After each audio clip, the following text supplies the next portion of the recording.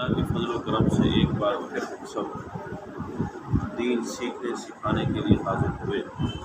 اللہ تعالیٰ اس مجلس پاک کے وسیلے سے ہم سب کے گناہوں کو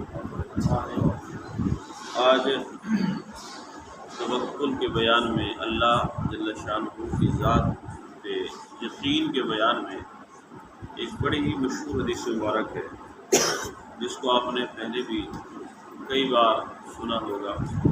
آج ہم اس کو الحمدللہ تلاوت کر کے اس کا ترجمہ کرنے کی سعادت کرتے ہیں۔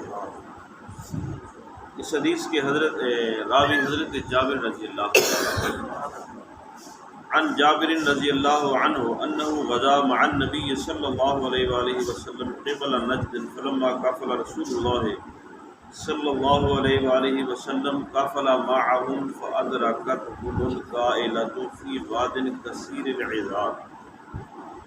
حضرت جابر رضی اللہ تعالیٰ عنہ فرماتے ہیں کہ ہم آقا کریم علیہ الصلوۃ والسلام کے ساتھ ایک غزوے پہ گئے ہوئے تھے، جنگ پہ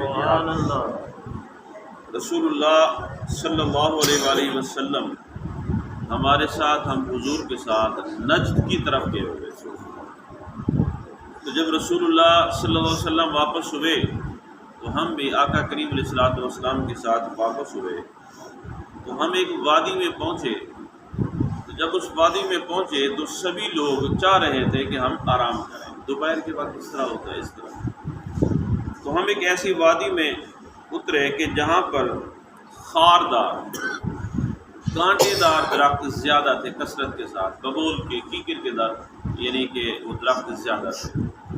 فنزل رسول اللہ صلی اللہ علیہ وسلم وتفرق الناس یستظلون بالشجر ونزل رسول اللہ صلی اللہ علیہ وآلہ وسلم تحت ثمرۃ۔ تو رسول اللہ صلی اللہ علیہ وسلم بھی، آپ نے بھی اپنا سامان اتار کے وہاں پر رکھا، ہم نے بھی وہاں پر اتار کے رکھا، اور تمام لوگ جو تھے وہ علیحدہ علیحدہ ہو گئے اور سبھی آرام کرنے کے لیے اپنے اپنے سائے کو، درخت کو تلاش کرنے لگ گئے۔ تو نبی کریم علیہ الصلوۃ والسلام بھی ایک کیکر کے درخت کے نیچے حضور بھی تشریف فرما ہوئے۔ فعلق بها سیفہ ونمنا نومۃ۔ تو تمام کے تمام لوگ جو تھے وہ بھی سو گئے، اور آقا کریم علیہ الصلوۃ والسلام نے اپنی تلوار کو لٹکا کے، درخت پر لٹکا کے حضور بھی آرام کرنے لگے۔ فَإِذَا رسول اللہ صلی اللہ علیہ وآلہ وسلم يدعونا وَإِذَا عِنْدَهُ عَرَابِيٌّ۔ تو اچانک آقا کریم علیہ الصلوۃ والسلام نے ہمیں آواز لگائی، بلایا۔ جب ہم حضور علیہ الصلوۃ والسلام کی بارگاہ میں حاضر ہوئے تو ہم نے دیکھا کہ آقا کریم علیہ الصلوۃ والسلام کے ساتھ ایک اعرابی بھی ہے، دیہاتی بندہ، وہ بھی ساتھ تھا۔ تو فقال ان هذا اخترت علی سیفی وانا نائم فاستيقظت وهو في يده سلسلة۔ حضور علیہ الصلوۃ والسلام نے فرمایا، یہ اعرابی دیکھ رہے ہو، یہ جو بدو ہے، یہ جب میں سویا ہوا تھا تو اس نے آ کے میری تلوار کو اتارا اور تلوار کو بے نیام کر کے اس نے میرے اوپر میری ہی تلوار کو تان دیا۔ اور جب اس نے حضور علیہ الصلوۃ والسلام کو بیدار کیا، حضور نے فرمایا میں بیدار ہوا تو میں نے دیکھا کہ اس کے ہاتھ میں ننگی تلوار تھی اور یہ مجھے گویا کہ اپنے خیال میں شہید کرنا چاہتا تھا۔ قال من یمنعک منی۔ تو اس نے کہا، یعنی اس اعرابی نے، حضور علیہ الصلوۃ والسلام نے فرمایا اس نے مجھے کہا کہ آپ کو کون مجھ سے بچائے گا؟ قلت اللہ اللہ اللہ ثلاثہ۔ تو حضور علیہ الصلوۃ والسلام نے فرمایا میں نے اسے 3 مرتبہ کہا کہ مجھے میرا اللہ بچائے گا۔ سبحان اللہ۔ اب یہ حدیث یہاں پر ہے۔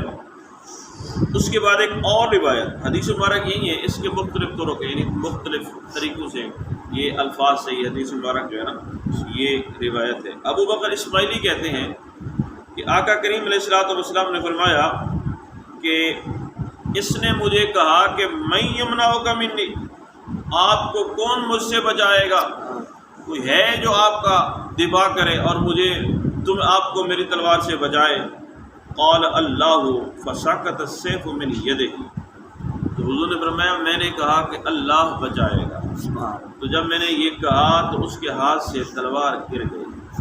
تلوار اس کے ہاتھ سے گر گئی، یعنی لفظ اللہ کا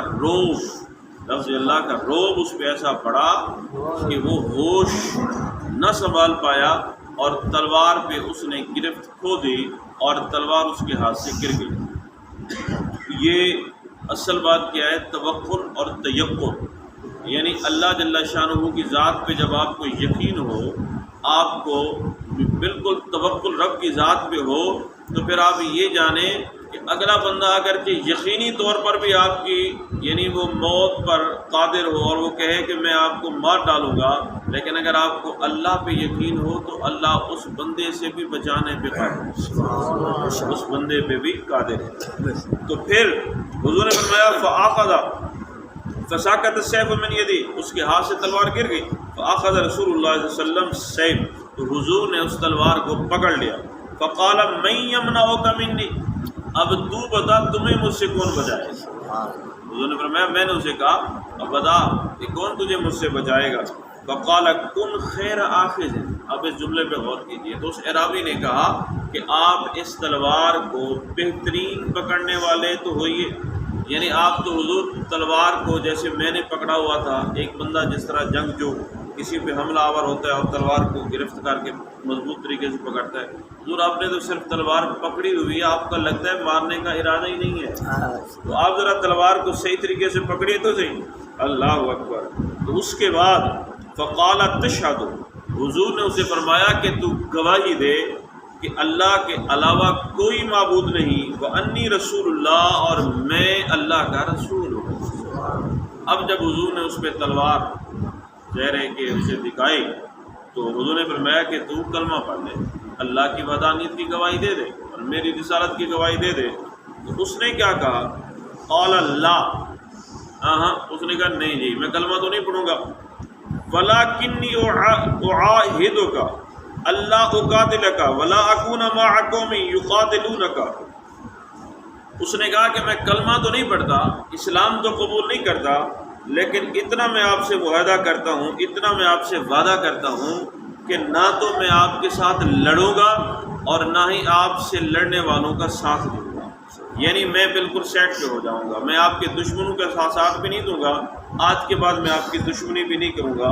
فخلّى سبیلہ، تو حضور علیہ الصلوۃ والسلام نے اسے معافی عطا فرمائی۔ حضور نے فرمایا چلا جا۔ حضور نے جب اسے چھوڑ دیا فَأَتَى أَصْحَابَهُ، تو وہ اپنے دوستوں کے پاس چلا گیا۔ اب غور کرو، جب وہ اپنے دوستوں کے پاس چلا گیا، سارا واقعہ ان کو سنایا، تو اس نے پھر ان کو ایک جملہ بولا، فَقَالَ جِئْتُكُم مِّنْ عِندِ خَيْرِ النَّاسِ، اللہ اکبر۔ تو اس نے کہا اے لوگو، میں تمہارے پاس ایسے شخص سے آ رہا ہوں، ایسے بندے سے آ رہا ہوں جو تمام کائنات سے، الناس اس نے بولا ہے، تمام لوگوں سے بہترین شخص ہے۔ ظاہر ہے کہ قاتل کو معاف کر دینا یہ صرف سرکار دو عالم نور مجسم رحمت دو عالم صلی اللہ علیہ وآلہ وسلم کا ہی کام ہے، ورنہ صحابہ کی موجودگی میں جاں نثار غلام بھی موجود ہوں اور وہ قبضے میں بھی آ جائے، اس کو پکڑا بھی جائے، اس کے باوجود بھی کوئی معاف کر دے، یہ صرف شان نبوت ہی ہو سکتی ہے۔ تو آقا کریم علیہ الصلوۃ والسلام نے پھر اسے معاف کر دیا۔ حضور نے فرمایا تو چلا جا۔ اب اس ساری حدیث مبارک کا خلاصہ کیا ہے دوستو؟ آپ یہ دیکھیں کہ اگرچہ وہ جس نیت سے بھی آیا تھا، ایک تو یہ کہ اللہ نے خود اپنے محبوب کی حفاظت کا ذمہ لیا، کوئی بندہ حفاظت کرے نہ کرے، اللہ فرماتے ہیں محبوب میں خود تیرا محافظ۔ اگر کوئی ظاہری طور پر بھی حضور علیہ الصلوۃ والسلام پر حملہ آور ہونے کی کوشش کرے تو ظاہری طور پر بھی اللہ محافظ ہے، اور اگر کوئی حضور کی شان میں گستاخی کرنا چاہے تو تب بھی ہمارا رب ہمارے نبی کی حفاظت کرنے کے لیے ہمہ وقت ہے۔ ہر وقت اللہ اپنے محبوب کی حفاظت بھی کرتا ہے گستاخوں سے، ہاں جی، بدمزوں سے، اور یہ کہ اللہ ہر وقت اپنے محبوب پہ درود پڑھتا ہے اور اپنے محبوب کے ذکر کو بلند بھی کرتا ہے۔ سبحان اللہ، سبحان اللہ۔ تو اس لیے اگر کسی بندے کی خدمت اللہ نے حضور کی ناموس کی حفاظت کے لیے لگا دی ہے تو یہ اس کے لیے بڑا اعزاز ہے۔ وہ یہ نہ سمجھے، ہم یہ نہ سمجھیں کہ ہم جناب حضور علیہ الصلوۃ والسلام کی تعریف کر کے پتہ نہیں کیا کر رہے ہیں، بہت بڑا نہیں، یہ خدا کا شکر ادا کرو کہ جس نبی کی حفاظت خود اللہ کرتا ہے، اسی نبی کی حفاظت کی خدمت اللہ نے ہمارے ذمے بھی لگا دی۔ اور جب ہم حضور علیہ الصلوۃ والسلام کی ناموس کی، حضور کی ناموس کی حفاظت کریں گے اور اپنے طریقے سے ہم اپنی حق غلامی ادا کریں گے، تو اس کے وسیلے سے اللہ پھر ہمیں بھی عزتوں سے نوازے۔ اللہ تعالیٰ ہم سب کے گناہوں کو معاف فرمائے۔